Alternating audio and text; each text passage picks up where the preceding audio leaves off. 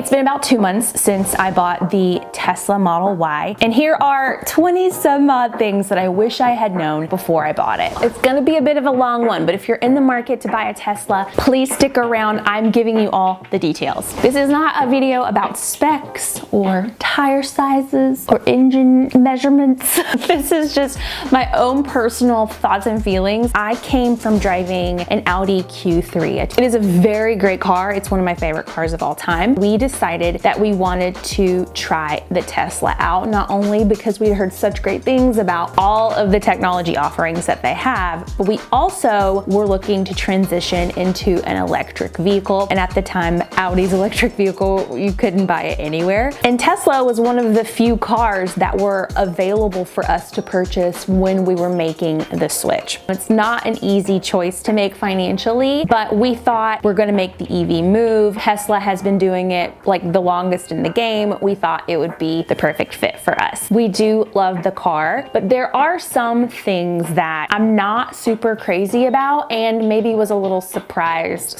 / disappointed to find out once we started driving the vehicle more frequently. But I do think that every car comes with cons and things you really should think about and ponder before making a huge financial investment. Let me start with a really good pro that was shocking to me. When we ended up ordering our Tesla, it requires a $250 deposit, and it gives you a time frame of when to expect your vehicle to be ready for delivery. And that for us was like 8 months away. But our Tesla rep said, don't worry about it. Everyone puts $250 down and orders a car, and then when they come in for delivery, a lot of people have already decided to choose something else. So that car gets thrown back into the inventory and finds the first person on the list who is requesting those specific specs. So we ended up getting our car about 2 weeks after we actually put the $250 deposit down. We just got a call on a Friday afternoon and we had to really move quickly to secure this car. So it was a little stressful and you weren't really expecting it, but I was super grateful that we were even able to get it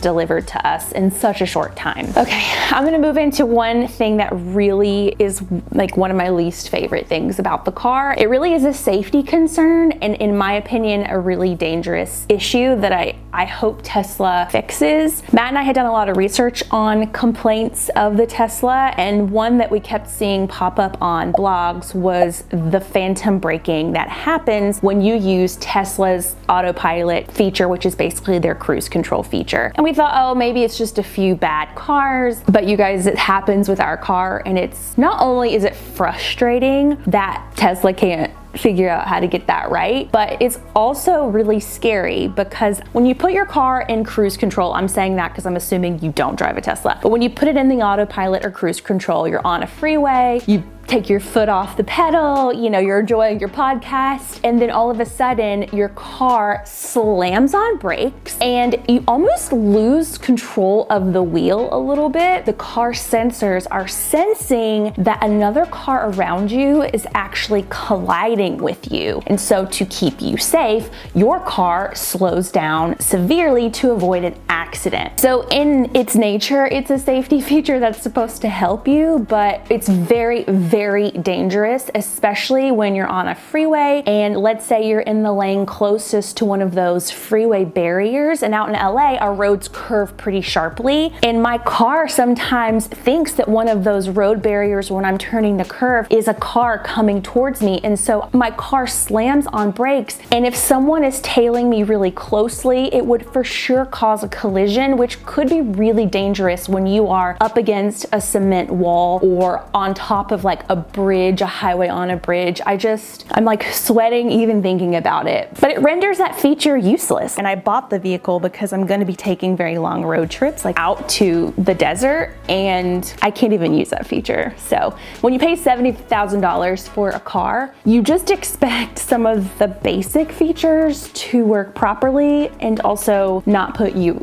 and your passenger's life at risk. All right, let me talk about something good because there are still a lot of good things too. I absolutely am obsessed with the navigation system in the Tesla. I thought for sure I would be using Google Maps because I love Google Maps. I've used it for like a decade. It doesn't even compare to how convenient and easy the navigation is, mostly because it'll tell you how much battery it will take to get to where you're going. It has all of the superchargers on the map, which is so convenient. And when you click on the supercharger stations, they'll tell you how many stalls are available. One of the features of the navigation that I find to be the most helpful is it has this lane assist software where if you are coming up against maybe 2 or 3 highways that are kind of intersecting and you're trying to figure out which lane you're supposed to be in, the navigation will tell you which lanes you need to be in. My husband's favorite feature is that it will tell you what speed limit you're driving through. So you never have to wonder if you're going above, unless you're like me and you go above the speed limit probably too often, or below the speed limit. I never even see speed limit signs. I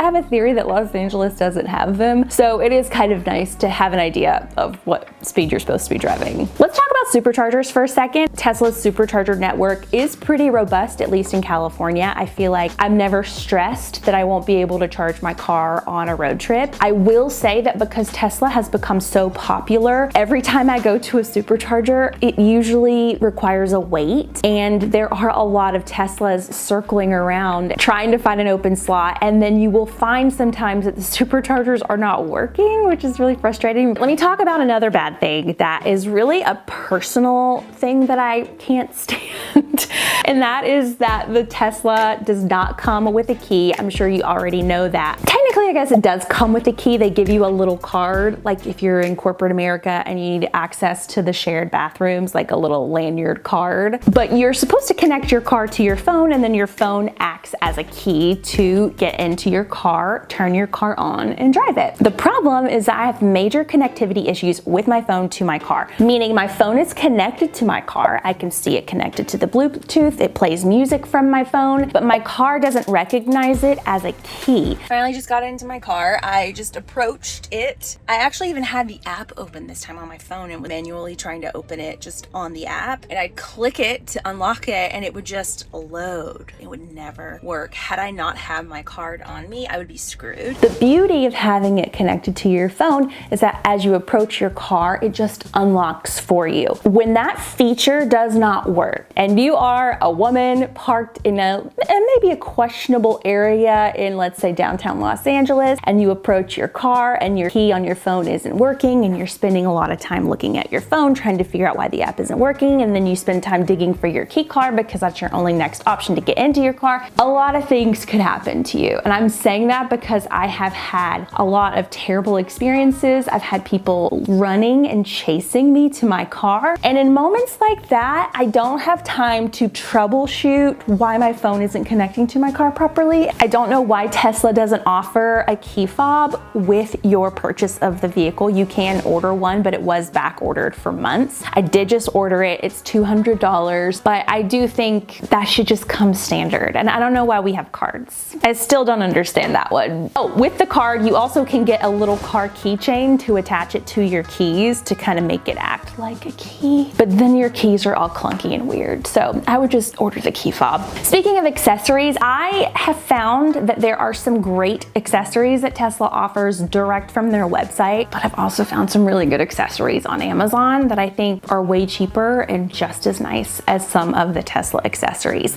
Case in point, the floor mats. Tesla floor mats, the last I checked, were maybe like $250. They look great, but I ordered this set from Amazon for half the price. It got to me in 2 days, and I love them. They're so great. They fit perfectly, and I would highly recommend getting floor mats because the carpet in the Tesla is very delicate. Same thing for the trunk liner. I ordered this trunk liner from Amazon. Fit perfectly. I love it. I'll link to the Amazon purchases down below. One thing I don't think you should be ordering from a third party, however, is one of Tesla's bike mounting racks. I heard that if you buy those from a third party and have a third party person install it, they may not know the exact amount of pressure that needs to be involved with installing it on top of your ceiling, and Tesla's ceilings are glass. And if the pressure is too much from either a weird mounting rack or a person who doesn't know what they're doing, it can shatter your entire roof. Speaking of the roof, a lot of people actually end up tinting the roof. I've not had any issues with the sun being too bright coming in, but I have heard other people complain about it. So if it is something that bothers you or is a concern, don't forget you can just tint it to make the sun a little less powerful. Oh, this is a good one. So this is for anyone with an electric vehicle, but if you purchased a Tesla, definitely in California, I think other states offer it too, they will give you an option to pay, I think it's $22 to get an access sticker because your car's a clean vehicle. It'll allow you to drive in the HOV lane without having any passengers. So definitely look to your DMV to see if they offer those stickers. The only downside about that is they're really big and it just looks a little ugly, but you know what? You can't win them all. Okay, this is something that I learned that everyone should know. Sometimes the charger gets stuck in the charging port of your car. And if it happens,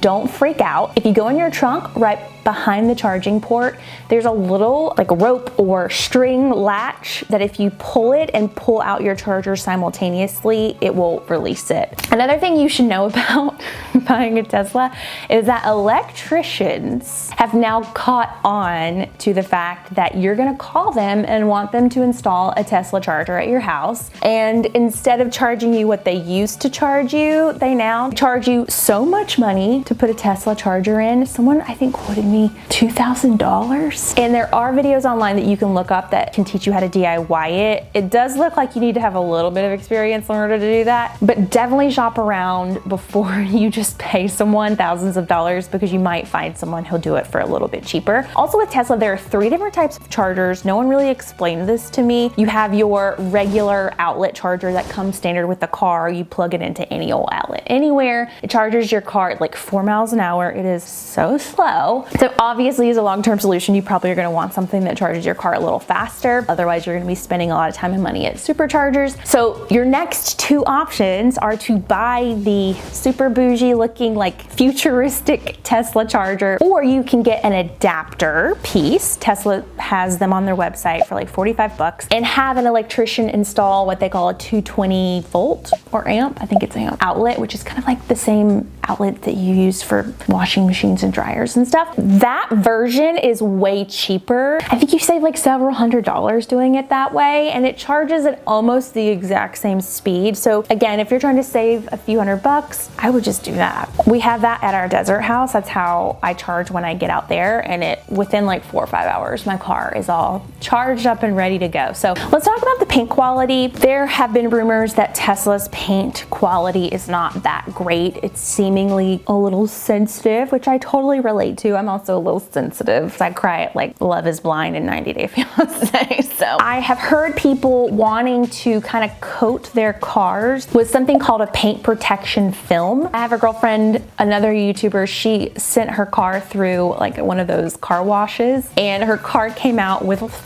forever scratched swirls all over her car. It might behoove you to go and get this film, protective film, put on your car, or only just take your car to people who are going to hand wash your car, but they might charge you a lot to do that. So kind of another negative that might get me a lot of hate, but I really wish I had known this ahead of time. I thought that when I was paying this very high price for cars, I thought, oh, I'm getting a luxury vehicle. You know, I drove an Audi, and Audi is considered a luxury vehicle, but I think our Audi cost us like $40,000 if I'm not mistaken. But the leather's so premium, the quality of all the fixins, these are all really high quality. I don't know if I think that Tesla's materials are luxury. I actually talked to a car expert about this who does videos on YouTube, and he goes, oh yeah, definitely, the materials are not that great. You're paying this price tag for the tech. As long as you're going in with that in mind, I don't think you'll be as disappointed as I was. For instance, my dog, and in my Audi, he sticks his head out the back window, and he has never damaged the materials in that car. Within a week of owning this car, he has already punctured the leather on the window. I have another friend who has had a Tesla for about a year, never drives it, like works from home, and the door panel inside is literally falling off the car. There's a feel when you touch all the features, you can just feel that it's not quite the same hardiness as something that you would get from a luxury vehicle, which is kind of upsetting, but I understand that tech is also very expensive, so they had to probably make it as affordable as possible in other places. I will say though, a positive is that the seats are probably the most comfortable seats I've ever sat in a vehicle ever. I think my big takeaway is that if you are planning to have kids who are running amok in your car or pets running amok, this might not be the family car that you're looking for. I think this is just really like a car that's fun and you enjoy driving. I also didn't realize I would have to kind of relearn how to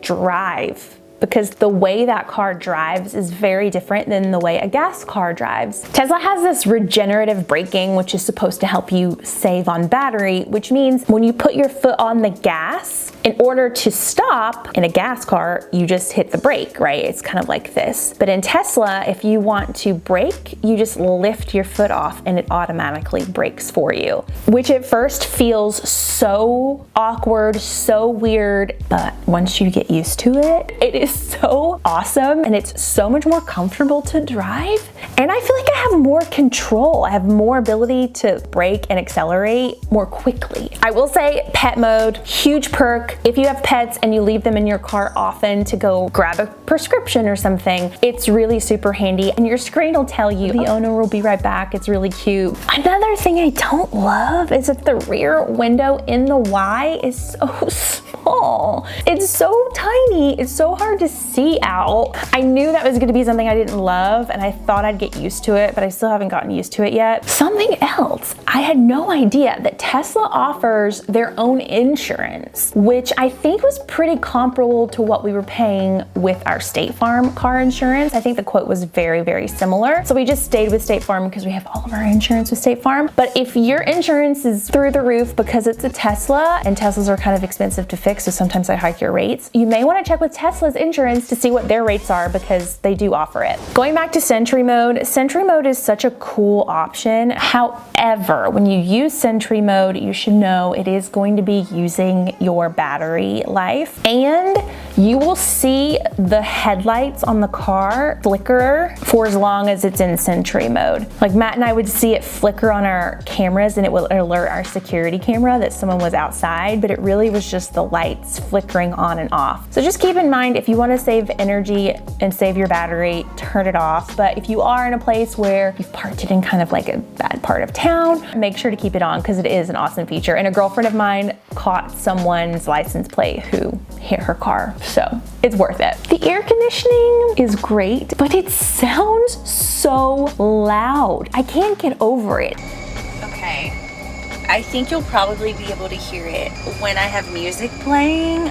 I can't really hear the music. It's this really hollow, echoey chamber sound that's got high hisses. It's great if you don't want to have a conversation with whoever you're driving with though, so that's good. And I just think it's because of the design of how the AC is long and like deep versus little individual AC ports that you're used to in most other vehicles. I obviously film a lot in my car and I'm like, oh my gosh, I can't hear anything. It's like a tornado is going on inside of my car. Maybe that doesn't bother you. I just wanted to put it out there for you to pay attention to when you test drive it because it might bother you in case you have sensitive ears. I don't know. I purchased the long range Model Y because I have a house out that's 2.5 hours outside of LA that I'm commuting back and forth to often. So I wanted to get as many miles as possible. And I think it promotes that you can get like 300 and some odd miles, but you can't, just so you know. I mean, I think most people know this, but you can only charge your battery up to 80 or 90%. You're not supposed to charge it to 100% because it does wear the battery out. So then you've kind of already deducted your mileage capabilities. And I don't know how they measure the mileage. Maybe it's at like 50 miles an hour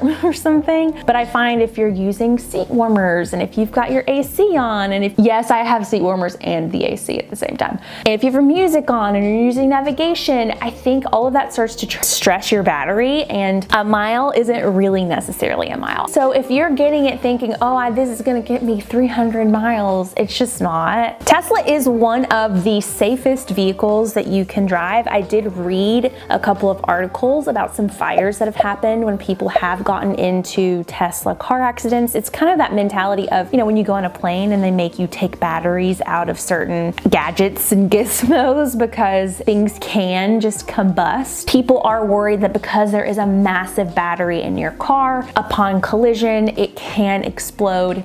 It has happened. It doesn't happen often. I think there was an article that said Teslas actually catch on fire less often than gas vehicles do. So it is a risk no matter what you drive. Other than that, Tesla has like a super high safety rating. One of my final items is, especially when it comes to the Model Y, I had convinced myself that the Model Y was a compact SUV. I was like, oh, it's a compact SUV. It can seat like 5 people. I came from an Audi Q3, which is a compact SUV. It's probably the same. It isn't. It is not a compact SUV. It really drives more like a car. It's pretty low to the ground, which means it's a pretty bumpy ride. And it is something that I have to like really make sure I'm looking and lifting myself up to look around, where in my Audi Q3, I'm up high enough that I don't have to do that. I drove it, I test drove it, but I was so distracted by all the things that I didn't really pay attention until I started driving it often. And I was like, wait, this drives like a car. But if you go into your purchase knowing that every car has pros, every car has cons, and you know kind of what to expect, manage your expectations, I think you'll like the car. But I don't think that I loved the car as much as I thought I would. But you know what? I'm gonna give it like 6 months and maybe I'll revisit this video again and maybe I'll like it a little bit better. It is a fun car to drive. I just wish it didn't cost so much, you know? There are a lot of other great electric vehicles coming on the market. I just worked with a company called VinFast. They have a really sexy, super affordable car coming in April. But do you have a Tesla? Are you buying a Tesla? Have you guys experienced some of these same things? Let me know in the comments. Haters, please do not come for me. This is my personal experience and I'm not trying to take away the fact that you love your Tesla. I just think things could be a little bit improved.